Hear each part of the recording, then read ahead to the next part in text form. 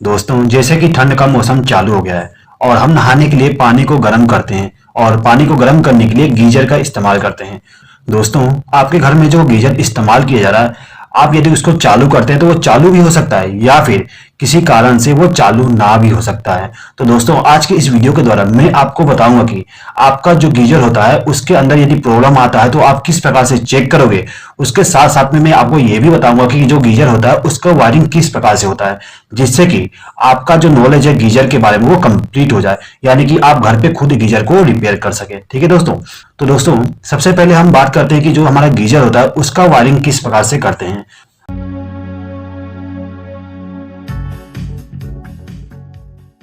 तो दोस्तों देखिएगा, जो हमारा गीजर होता है उसके अंदर सबसे मेन कंपोनेंट उसका हीटर होता है। ये हमारा हीटर हो गया। अब दोस्तों देखिए, ये जो हमारा हीटर होता है इसको पावर सप्लाई देने के लिए हम प्लग टॉप का इस्तेमाल करते हैं। अब यदि हम इस प्लग टॉप के द्वारा पावर सप्लाई को कनेक्ट करके यदि मैं इस हीटर को कनेक्ट कर देता हूं तो हमारा जो हीटर है वो वर्क करने लगेगा, यानी कि पानी को गर्म करने लगेगा। लेकिन हमारा जो गीजर होता है उसमें कुछ प्रोटेक्शन इस्तेमाल किया जाता है। देखिए, जो हमारा गीजर होता है उसके अंदर एक थर्मोस्टेट होता है। ये जो थर्मोस्टेट होता है वो पानी को गर्म होने के बाद पावर सप्लाई को बंद कर देता है, यानी कि यहाँ पे जो हमारा थर्मोस्टेट होता है उसमें हम सेटिंग करते हैं कि कितने तक हमें पानी को गर्म करना है। अब जितना टेम्परेचर हम सेट करते हैं उतना टेम्परेचर पहुंचने के बाद जो हमारा हीटर होता है वो बंद हो जाता है। अब ये जो हमारा हीटर है इसको बंद ये थर्मोस्टेट करता है। ठीक है। अब ये जो हमारा थर्मोस्टेट है इसके बाद में एक और प्रोटेक्शन इस्तेमाल किया जाता है। क्या प्रोटेक्शन इस्तेमाल किया जाता है देख लीजिए। देखिए, यहाँ पे एक और ऑटो कट ऑफ थर्मोस्टेट लगाया जाता है। दोस्तों, ये जो आप देख रहे हैं ये भी एक थर्मोस्टेट जैसा स्विच होता है। एक प्रकार से आप इसको ओवरलोड रिले भी कह सकते हैं या फिर थर्मोस्टेट भी कह सकते हैं। अब दोस्तों देखिएगा, जो आपका गीजर होता है उसके अंदर दो इंडिकेशन लैंप मिल जाएंगे। एक इंडिकेशन लैंप ग्रीन कलर का होता है जो कि ऑन इंडिकेशन लैंप होता है, और दूसरा इंडिकेशन लैंप हमारा रेड कलर का होता है जो कि हमारा जो हीटर है वो ऑफ है उसका इंडिकेशन दिखाता है। ये जो हमारा हीटर है इसको पावर सप्लाई देने के लिए इस प्लग टॉप का इस्तेमाल किया जाता है। अब ये जो हमारा प्लग टॉप है इसका जो दाहिना पिन है, इस दाहिने पिन से एक वायर को कनेक्ट करके इसको ले जाके जो हमारा कट ऑफ स्विच है उसके एक टर्मिनल पे कनेक्ट कर दिया जाता है। यहाँ पे कनेक्शन कर दिया गया है। अब यहाँ से हमें आउटपुट पावर सप्लाई मिलेगा, तो यहाँ से एक वायर को कनेक्ट करके हमारा जो थर्मोस्टेट है उसके एक टर्मिनल पे कनेक्ट कर देंगे, यानी कि इनकमिंग साइड पावर सप्लाई को कनेक्ट कर देंगे। अब ये जो हमारा थर्मोस्टेट है इसके इस टर्मिनल से हम एक वायर को कनेक्ट करके ले जाएंगे और जो हमारा हीटर है उसके एक टर्मिनल पे कनेक्ट कर देंगे। दोस्तों, एक चीज हमेशा याद रखिएगा, ये जो दोनों स्विच हैं इन दोनों स्विच को सीरीज में कनेक्ट किया जाता है। अब यहाँ पे जो हमारा हीटर था उसको फेज सप्लाई मिल गया। अब इस हीटर को न्यूट्रल सप्लाई देने के लिए हम क्या करते हैं, ये जो हमारा प्लग टॉप का लेफ्ट हैंड साइड वाली जो पिन है इस पिन से एक वायर को कनेक्ट करेंगे और इसको ले जाके हमारा जो हीटर है उसके दूसरे टर्मिनल पे कनेक्ट कर देंगे, जिससे कि हमारा जो हीटर है उसको फेज सप्लाई और न्यूट्रल सप्लाई दोनों के दोनों मिल जाएंगे। अब आते हैं हम इंडिकेशन लैंप पे। ये जो हमारा ऑफ इंडिकेशन लैंप है इसका कनेक्शन करने के लिए हम क्या करते हैं, ये जो हमारा कट ऑफ स्विच है इसके आउटपुट टर्मिनल से यानी कि यहां से एक वायर को कनेक्ट करके हमारा जो इंडिकेशन लैंप है उसको फेज सप्लाई दे देते हैं। अब इसको न्यूट्रल सप्लाई देने के लिए यहां से एक वायर को लूप करके इसको न्यूट्रल सप्लाई दे दिया जाता है। अब ये जो हमारा ऑन इंडिकेशन लैंप है इसको पावर सप्लाई देने के लिए हम क्या करते हैं, ये जो हमारा थर्मोस्टेट है इसके आउटपुट टर्मिनल से जो वायर गई है वहां से एक वायर को लूप करके हमारा जो ऑन इंडिकेशन लैंप है उसको पावर सप्लाई दे दिया जाता है।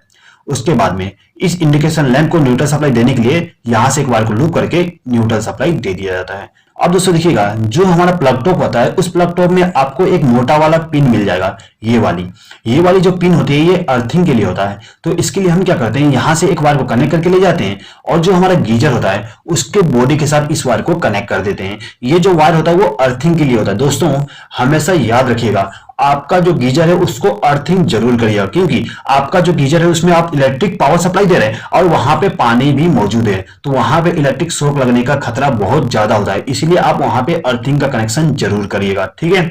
तो यहाँ पे जो आपका गीजर का वायरिंग था वो कंप्लीट हो गया। चलिए दोस्तों, एक बात समझ लीजिए कि जो आपका गीजर है वो कैसे वर्क करेगा। तो देखिए, आपका जो गीजर है यदि इसको ऑन करना है तो आपको क्या करना पड़ता है कि ये जो प्लग टॉप है उसको आपको सॉकेट में कनेक्ट करना पड़ेगा। उसके बाद आपको स्विच को ऑन करना पड़ता है।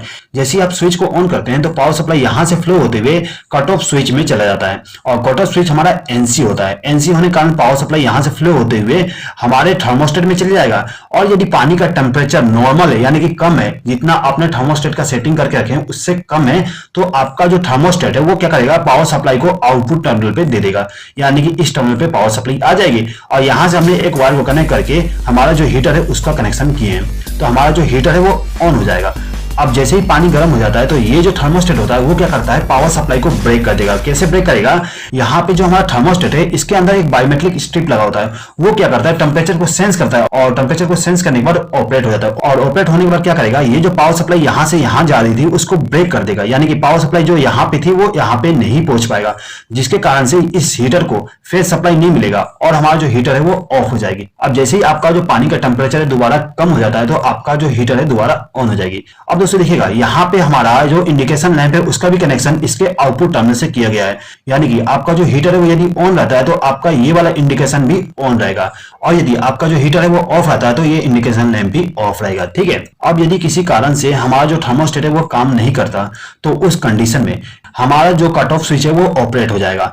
ये जो हमारा कट ऑफ स्विच है वो क्या करेगा, यहां से पावर सप्लाई जो यहाँ पे पहुंच रही थी उसको ब्रेक कर देगा, यानी कि यहाँ पे पावर सप्लाई नहीं आ पाएगी, जिसके कारण से आपका जो ये इंडिकेशन लैंप है वो ग्लो करना बंद कर देगा। ठीक है दोस्तों, तो यहाँ पे यदि आपका ये वाला इंडिकेशन लैंप ग्लो नहीं करता है तो यहाँ पे ये की पॉसिबल है कि आपका जो कट ऑफ स्विच है वो ऑपरेट हो गया है। अब यदि आपको कट ऑफ स्विच को नॉर्मल करना है तो आपको क्या करना पड़ता है कि आपका जो गीजर है उसके नीचे में जो ढक्कन होती है उसको ओपन करना पड़ेगा, और ओपन करने के बाद आपका जो कट ऑफ स्विच होता है उसमें लगा ये वाला जो स्विच है इसको प्रेस करिएगा। जैसे ही आप इसको प्रेस करोगे तो आपका कट ऑफ स्विच दोबारा नॉर्मल हो जाएगा। उसके बाद आप ढक्कन को बंद करके दोबारा गीजर को ऑन करिएगा, आप देखिएगा आपका जो गीजर है वो दोबारा ऑन हो जाएगा। अब दोस्तों देखिए, आपका जो गीजर होता है उसमें मोस्टली प्रॉब्लम आपका जो हीटर है उसमें आती है, यानी कि हमारा जो हीटर है वो खराब हो जाता है। यदि आपको हीटर को चेक करना है कि आपका जो हीटर है वो ओके है कि नहीं है, तो उसके लिए आपको क्या करना पड़ता है कि आपका जो मल्टीमीटर है उसको एक रेजिस्टेंस पोजीशन पे सेलेक्ट कर देना है, यानी कि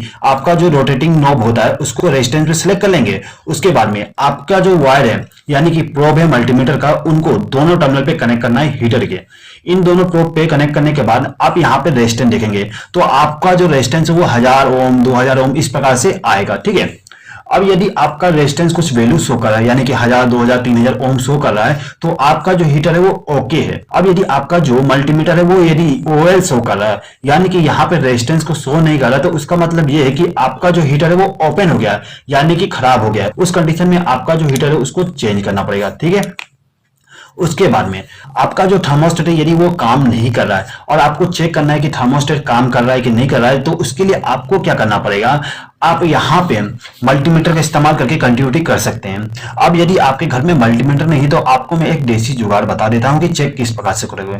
आप क्या करिए, आपके घर में जो सॉकेट होता है उस सॉकेट से एक वायर को कनेक्ट करिए और उसको ले जाके आपका जो थर्मोस्टेट होता है उसके एक टर्मिनल पे कनेक्ट कर दीजिएगा।